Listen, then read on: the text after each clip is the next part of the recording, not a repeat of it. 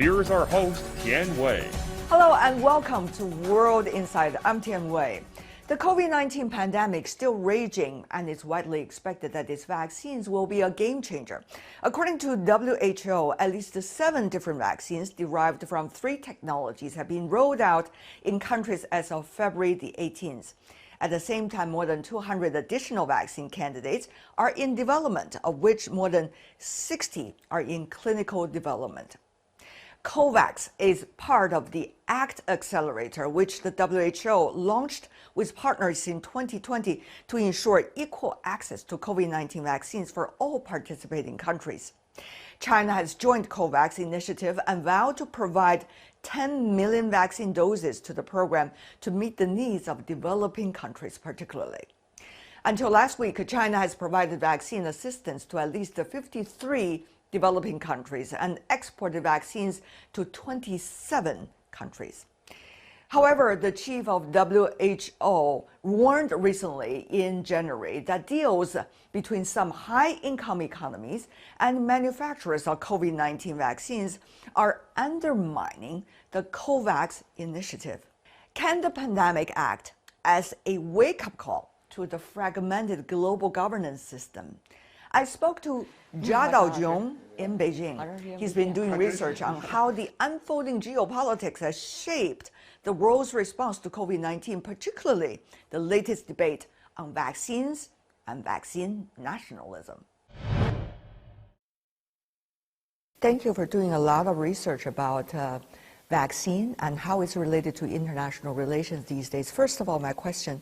Now, one of the things we've been seeing is emerging economies, some of them are very active these days. China, Russia, India. China has already developed several versions of vaccines, while Russia's Sputnik is being also widely accepted by developing countries particularly. Meanwhile, you also see India trying to be this manufacturing hub of a vaccine, even though it has its own supply issues. So how do you see the role of these economies in terms of both vaccine research, vaccine production, and also vaccine exports and aid of vaccines to developing countries? These developments should not be viewed in purely political terms. And it's a sad situation that many of these commentaries associate these things with geopolitics, or they simplify this to country names. They say it's vaccine diplomacy, quote unquote. Exactly. If you look at how China got to this stage, vaccines produced and approved by the Chinese health authorities meet WHO standards. That pre-qualification process, China successfully, after some 10 years of effort, gained that pre-qualification status in 2011. It's not just China, it's not just Russia, it's not India. It's that these happen to be the countries outside, quote unquote, the G7 bloc that are technologically capable, scientifically capable of doing this. And should they be accused of so-called vaccine diplomacy? Well, it depends on how you define it. I don't really think the simplification of vaccine diplomacy or that kind of rhetoric stands up. We really have a serious issue on hand. It's more than just a sense of humanity. It's more than just a sense of community. It's a simple fact that the virus really knows no boundaries. There are 53 countries, last time I checked, that China is providing the aid of vaccine support to. Meanwhile, there are more than 20 countries that China is exporting vaccines to, regarding COVID-19, of course. Some would say, oh, why is China doing so-called selective vaccine diplomacy? They argue that China should contribute to everybody, whether it's selective or diplomacy or this and that. How do you see this series of accusations, jealousy combined with, just uncertain intentions regarding all of this? I'm actually surprised that you have some 53 countries that agreed to receive the donations from China, and the 20 so far that agreed to buy from China. If you look at the regular vaccine supply situation around the world without the pandemic, what's the percentage of Chinese vaccines being sold worldwide? Must be quite small, huh? Make a guess. 5? Less than 1. All right. Mainly because China is very new to the international vaccine supply market. As I mentioned, in 2011, China, eventually got the WHO pre-qualification status. That started the process of international agencies like UNESCO, like others, to purchase the vaccine from China, and that also allowed Chinese companies to start exporting. So you have the brand recognition issue. And this time around, I do believe Chinese vaccines got lucky, and together with those developed by Russia and India, mainly because of the requirement on transportation. Chinese vaccines do not require, very sophisticated supply chains. To answer those people who say, well, why are you selective? The selection is mutual. You have countries that do recognize who have their own teams of experts, they have their own health regulatory authorities, they recognize the scientific and the technological rigor of Chinese vaccine. That's the basis for things to happen. Hopefully next time, I hope that the world would not have another pandemic, but hopefully next time if there was such a new need, we would have more than 53 countries that agree to accept the donations.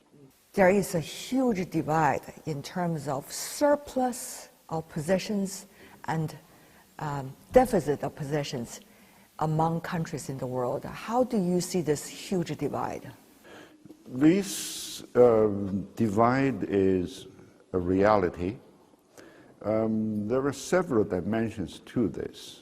One, of course, is every government, being rich or poor, has to take care of its own population. Yeah. And that's understandable.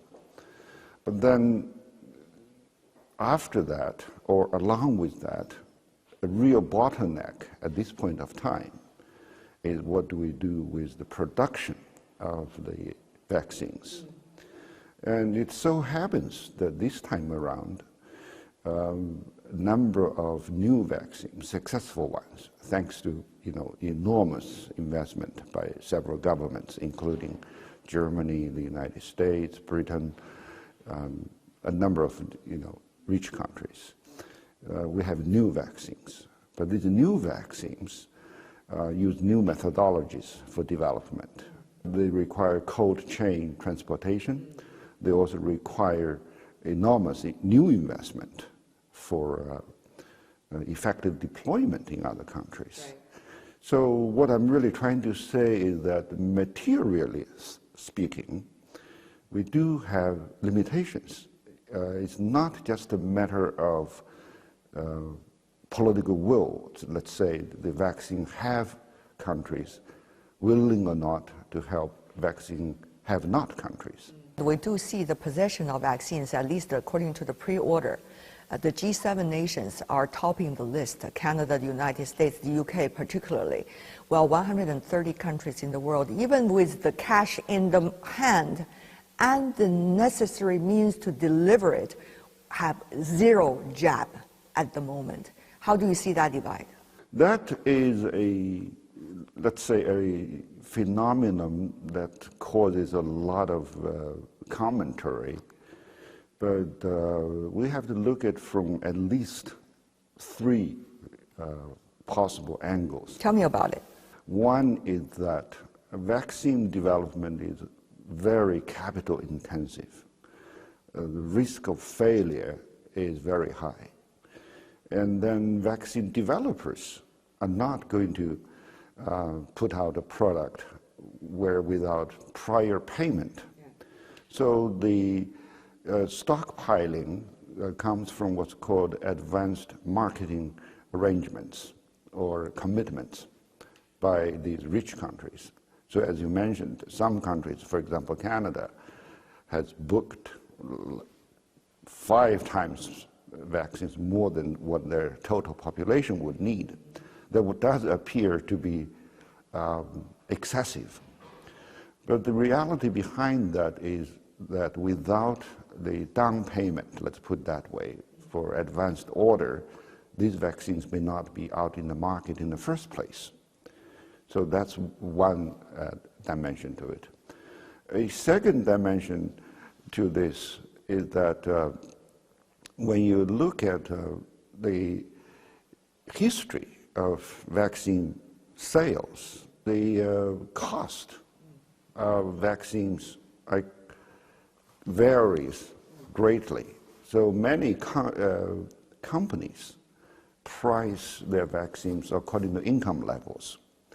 And right now you have offer by governments like Britain saying, they encourage vaccine companies to sell at cost, meaning they don't go for profits.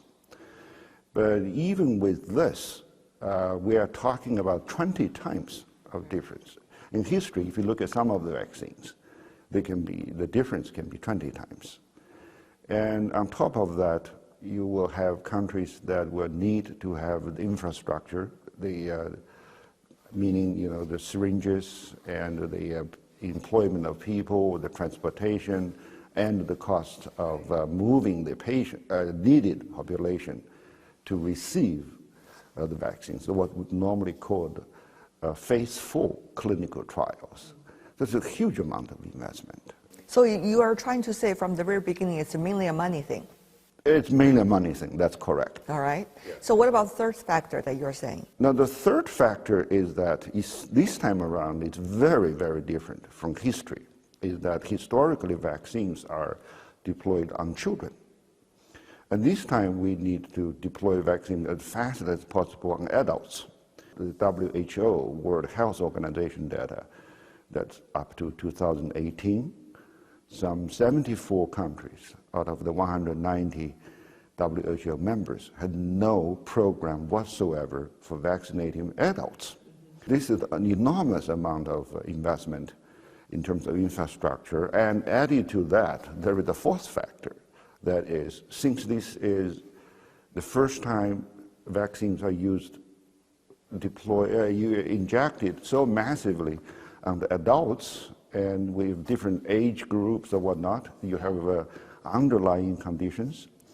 And then this can very easily cause side effects that were not really in the planning stage. And so many vaccine companies are, legally speaking, risk averse. This does speak about what all governments have to think about. How do you protect the vaccine companies from possible lawsuits? You're mainly looking at the money thing and the infrastructure, as well as how the different stakeholders are working with one another in terms of this working relationship. But there's one very important factor here. That is, what about the equity issue, the fairness issue? Secondly, there is the World Health Organization putting out something called COVAX. Right. Now we heard from the Director General of the WHO that some developed economies are actually taking away the access of vaccines by COVAX because of their own orders. Right. And this is happening as we speak. So here is the issue of fairness, I guess. We can't escape from that just by talking about money and technology, is it? Indeed, you have a good point in terms of fairness. It's more than a moral matter. Actually, it's a public health necessity. So just very much like what the Chinese government offered to do in months and months back, that vaccines this time around should be treated as a global public good. And there is very little argument against that.